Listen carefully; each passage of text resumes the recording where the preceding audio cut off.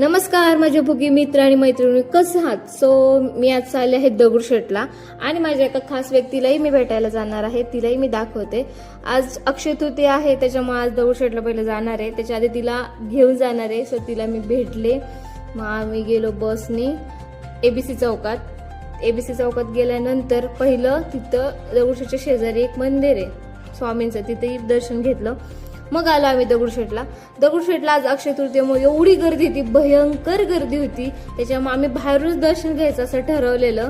दर्शन वगैरे घेतलेलं. त्याच्यानंतर आम्ही आलो उसाचा रस प्यायला, कारण की आज एवढं गरम होतं.